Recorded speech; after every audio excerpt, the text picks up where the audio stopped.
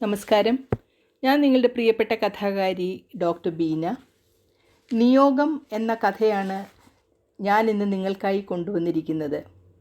കുട്ടിയായിരുന്ന തൻ്റെ കൺമുന്നിൽ വെച്ച് കൊല്ലപ്പെട്ട സ്വന്തം അച്ഛൻ്റെ കേസ് വാദിക്കാനിടയായ അപൂർവ നിയോഗത്തിൻ്റെ ഒരു കഥയാണിത്. കഥയിലേക്ക് പോകാം. കണ്ണിൽ നിന്നും മനസ്സിൽ നിന്നും ആ രംഗം മായുന്നില്ല.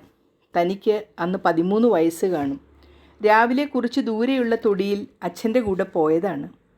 കഠിനാധ്വാനിയായ അച്ഛൻ അവധി ദിവസങ്ങളിൽ തൊടിയിൽ പോയി കൃഷി ചെയ്യാറുണ്ട്. തനിയെയാണ് മണ്ണ് കിളച്ച് മറിക്കുന്നതും നടുന്നതും വളമിടുന്നതും എല്ലാം. എല്ലാത്തരം കൃഷിയുമുണ്ട്. പലതരം വാഴത്തൈകൾ വെച്ചിട്ടുണ്ട്. കൂടാതെ ഡ്രിപ്പ് ഇറിഗേഷൻ ചെയ്തിട്ടുമുണ്ട്. ഇടകൃഷിയായി ഇഞ്ചി, മഞ്ഞൾ തുടങ്ങിയവയും നട്ടിട്ടുണ്ട്.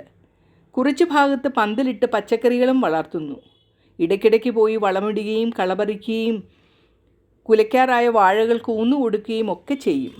മിക്കവാറും കുട്ടിയായ താനും അച്ഛനോടൊപ്പം പോകാറുണ്ട്. അവിടെ തൊട്ടടുത്തുള്ള പറമ്പിൽ ഒരു കൂട്ടർ കുടുംബമായിട്ട് താമസിക്കുന്നുണ്ട്. അവർ അച്ഛൻ്റെ പറമ്പിൽ വേലി പൊളിച്ച് കയറുകയും അവിടെ നിന്ന് കുലകൾ വെട്ടിയെടുക്കുകയും മറ്റ് ഫലങ്ങൾ പറിക്കുകയും ഒക്കെ ചെയ്യുന്നത് പതിവാക്കി. എന്തെങ്കിലും ചോദിച്ചാൽ ഉടനെ വഴക്കിന് വരും. അയാളുടെ മകനും ഭാര്യയും കൂടെ ഒരു ബന്ധുവും ഒപ്പം കൂടും. ഒച്ചയും ബഹളവും ഉണ്ടാക്കും. പച്ചക്കറി പറിച്ചെടുക്കുക, ചുറ്റും ഉള്ള വേലി ഇളക്കി കളയുക, അവരുടെ ആടിനെ ഈ പറമ്പിൽ തീറ്റാൻ വിടുക, ഇങ്ങനെയുള്ള കാര്യങ്ങൾ ചെയ്യുന്നത് സഹിക്കാവുന്നതിലും അപ്പുറമായിരുന്നു. ഞങ്ങൾ കുറച്ച് ദൂരെ താമസിക്കുന്നത് കൊണ്ട് എപ്പോഴും വന്ന് നോക്കുക പ്രയാസവുമാണ്. അന്ന് പതിവ് പോലെ ഞങ്ങൾ അവിടെ ചെന്നപ്പോൾ വീണ്ടും പ്രശ്നങ്ങളുണ്ടായി. കുലം നഷ്ടമായത് കണ്ടപാടെ അച്ഛന് ദേഷ്യപ്പെട്ടു. അവരുടെ വീട്ടിൽ ചെന്ന്, എന്തൊരു കഷ്ടമാണിത്, ഞാൻ പാടുപെട്ടുണ്ടാക്കുന്ന കൃഷിവിളവ് നിങ്ങളിങ്ങനെ എടുക്കുന്നത് ശരിയാണോ? എത്ര പ്രാവശ്യം പറഞ്ഞിട്ടുള്ളതാണ്. താനും അടുത്തു തന്നെ ഉണ്ടായിരുന്നു. അവർ കുടുംബത്തോടൊപ്പം പുറത്തിറങ്ങി വന്ന് ബഹളമുണ്ടാക്കാൻ തുടങ്ങി. വാക്കുതർക്കങ്ങൾക്കൊടുവിൽ പെട്ടെന്ന് അവരുടെ ബന്ധു ഒരു വാക്കൊത്തി കൊണ്ട് അച്ഛനെ പലതവണ വെട്ടി. അച്ഛൻ നിലത്ത് വീണു. അപ്രതീക്ഷിതമായ ഒരു നീക്കമായിരുന്നു അത്. കുട്ടിയായ താൻ നിലവിളിച്ച് അവരുടെ കാലിൽ പിടിച്ചു. എൻ്റെ അച്ഛനെ ഒന്നും ചെയ്യല്ലേ എന്ന് ഉറക്കെ കരഞ്ഞു. പക്ഷേ ഞൊടിയടിക്കുള്ളിൽ എല്ലാം കഴിഞ്ഞു. താൻ അലറി കരഞ്ഞുകൊണ്ട് അച്ഛൻ്റെ ശരീരം കെട്ടിപ്പിടിച്ചു കിടന്നു. പിന്നെ ഒന്നും തനിക്ക് ഓർമ്മയില്ല. ഇപ്പോൾ ഓർക്കാനും വയ്യ. ആളുകൾ അറിഞ്ഞറിഞ്ഞു വന്നു. പോലീസ് വന്ന് ബോഡി കൊണ്ടുപോയി. വിവരം വീട്ടിൽ അറിയിച്ചപ്പോൾ അമ്മ തലതല്ലി അലറി വിളിച്ചു കരഞ്ഞു. പോലീസ് സ്റ്റേഷനിൽ ഓടിയെത്തി. അമ്മ തന്നെ കെട്ടിപ്പിടിച്ച് നിലവിളിച്ച് അന്തരീക്ഷം പൊട്ടുമാറായിരുന്നു. ഇന്നും തനിക്ക് ആ ശബ്ദം ചെവിയിൽ തന്നെ അലയടിക്കുന്നു. പിന്നെ വർഷങ്ങൾ അമ്മ കേസ് നടത്തി. എൻ്റെ കൈയും പിടിച്ച് കോടതി വരാന്തയിൽ കൂടി നിശ്ചയദാർഢ്യത്തോടെ സാക്ഷിമൊഴി എടുക്കാൻ പോയിക്കൊണ്ടിരുന്ന അമ്മ. അതെനിക്കിന്നും ഒരു അത്ഭുതമാണ്. താനാണല്ലോ ഈ സംഭവത്തിൻ്റെ ഏക സാക്ഷി. എന്താണ് പറയേണ്ടതെന്ന് അമ്മ ഒരിക്കലും എനിക്ക് പറഞ്ഞു തന്നിട്ടില്ല. മോൻ കണ്ടത് മാത്രം പറയണം, സത്യം മാത്രം പറഞ്ഞാൽ മതി. അപ്പോൾ തിരിച്ചും മറിച്ചും ആരെന്ത് ചോദിച്ചാലും ഒരു കുഴപ്പവും വരില്ല. മോൻ ധൈര്യം കൈവിടരുത്. ഈ പോരാട്ടം നമ്മുടെ അച്ഛനു വേണ്ടിയുള്ളതാണ്. അതെന്നും ഓർക്കണം. അമ്മ എപ്പോഴും തന്നോട് പറയാറുള്ളത് ഈ വാക്കുകളാണ്. അച്ഛനെ നഷ്ടപ്പെട്ടത് ഒട്ടും സഹിക്കാൻ കഴിയാത്ത അമ്മ. അത് പലപ്പോഴും ഉൾക്കൊള്ളാൻ പറ്റാത്ത അമ്മയുടെ മുഖം ഞാൻ കാണാറുണ്ട്. പ്രതികൾക്ക് വധശിക്ഷ വാങ്ങിക്കൊടുക്കണമെന്ന വാശി പിടിക്കുന്ന അമ്മ. ഇതായിരുന്നു എൻ്റെ കുഞ്ഞു മനസ്സിലെ അമ്മ. വർഷങ്ങൾ നീണ്ട വിസ്താരവും സാക്ഷിമൊഴിയും തുടർന്നു. കേസ് എങ്ങും എത്താതെ മുന്നോട്ട് പോയിക്കൊണ്ടിരുന്നു. സത്യത്തിൽ തൻ്റെ ജീവിതം ഒരു യുദ്ധക്കളമായിരുന്നു. നീതിക്ക് വേണ്ടിയുള്ള കഠിനമായ യുദ്ധം.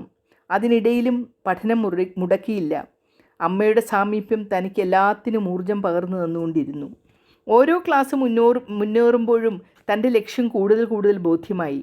നല്ല മാർക്കോടെ ഡിഗ്രി കഴിഞ്ഞ് LLBക്ക് ചേർന്നു. വാശിയോട് പഠിച്ച് പാസ്സായി. ഉടൻ വക്കീലായി എൻറോൾ ചെയ്തു. അച്ഛൻ്റെ കേസ് വാദിക്കുന്ന സീനിയർ വക്കീലിൻ്റെ ജൂനിയറായി തന്നെ ചേർന്നു. കാലങ്ങൾ കൊണ്ടുള്ള പരിചയം അദ്ദേഹം തന്നെ സ്വന്തം മകനെപ്പോലെയാണ് കണ്ടിരുന്നത്. അച്ഛൻ്റെ കേസ് തന്നേക്കാൾ അറിയാവുന്ന ആരാണ് ഈ ലോകത്തുള്ളത്? ഈ കേസ് തനിക്ക് പൂർണ്ണമായും അദ്ദേഹം പിന്നെ വിട്ടുതന്നു.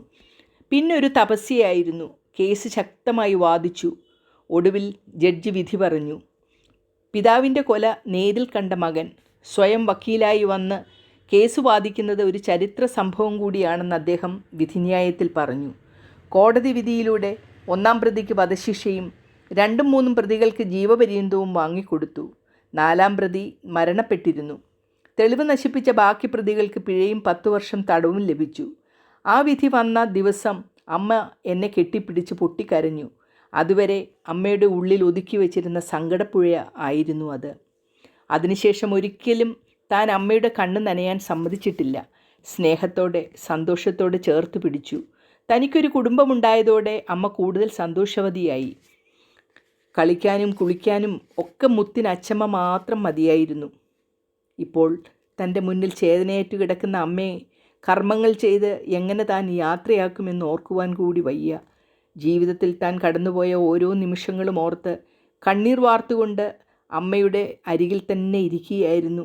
പൂജാരി വന്ന് മുഹൂർത്തമായി തുടങ്ങാം എന്ന് പറഞ്ഞപ്പോൾ എൻ്റെ മനസ്സാകെ തകർന്നുപോയി. കഥ എങ്ങനെയുണ്ട്? ഇഷ്ടപ്പെട്ട് കാണുമല്ലോ. ഇഷ്ടമായെങ്കിൽ തീർച്ചയായും ലൈക്കും കമൻറ്റും ഇടാൻ മറക്കരുത്. ആദ്യമായിട്ടാണ് ഈ ചാനൽ കാണുന്നതെങ്കിൽ ദയവ് ചെയ്ത് സബ്സ്ക്രൈബ് ചെയ്ത് ബെല്ലൈക്കണിൽ ഓൾ എന്ന ഓപ്ഷൻ ഇടുക. ഇനി അടുത്ത ഒരു നല്ല കഥയുമായി അടുത്ത എപ്പിസോഡിൽ കാണാം. അതുവരെയും നന്ദി, നമസ്കാരം.